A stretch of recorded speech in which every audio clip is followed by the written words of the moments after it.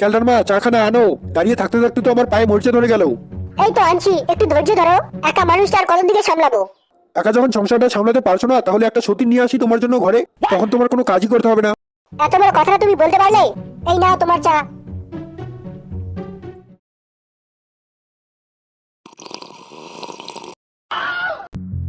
থু, চিনি ছাড়া আর কিছুই লাগে না চাতে। সামান্য মাত্র চাটা তুই করতে পারিস না।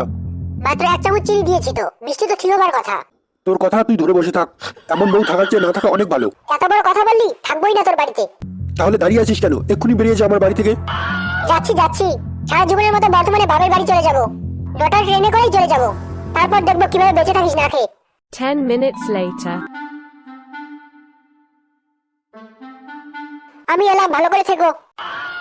ঘুমে কি সুন্দর স্বপ্নটা দেখছিলাম, দিলি তো ঘুমটা ভেঙে। যাবি তো যা, তো সেটা বলার কি আছে? ভালো কথা, সারা জীবনের মতো বাপের বাড়ি যাবি, তাও একটা ব্যাগও নিলি না, কি ব্যাপার?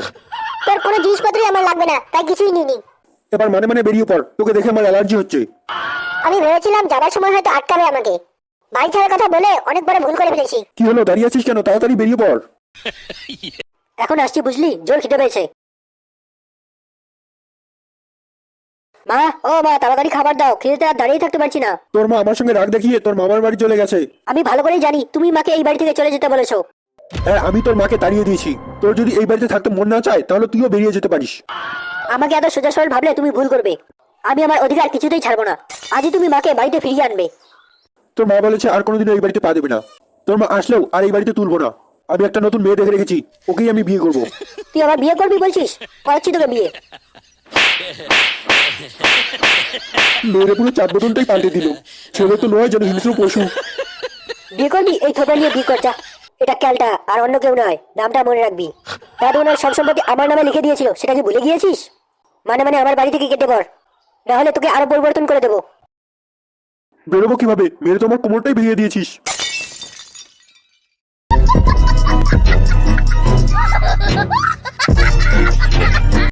2 hours later. ইস, মেরে পুরো তবলা বানিয়ে দিয়েছে।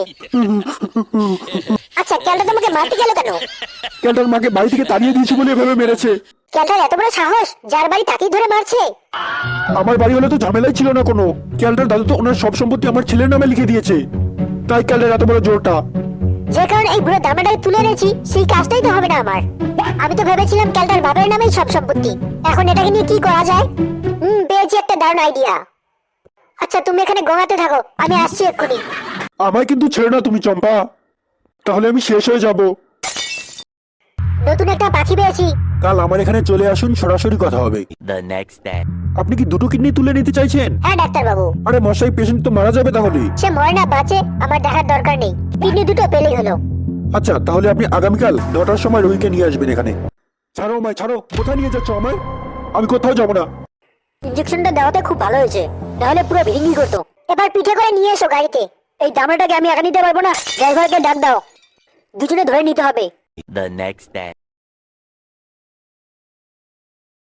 ওটিতে নিয়ে যাও, ডাক্তারবাবু মেকআপ করছেন। ডাক্তারবাবু রেডি হয়ে গেলেই অপারেশন শুরু করে দেবে।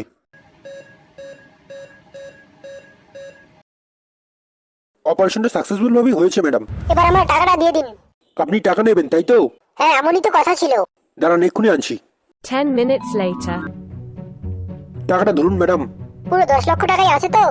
হ্যাঁ ম্যাডাম, আপনি কোনো চিন্তা করবেন না। কোনো সমস্যা হলে আমাকে অবশ্যই জানাবেন, আর নতুন কাস্টমার পেলে অবশ্যই ফোন করবেন।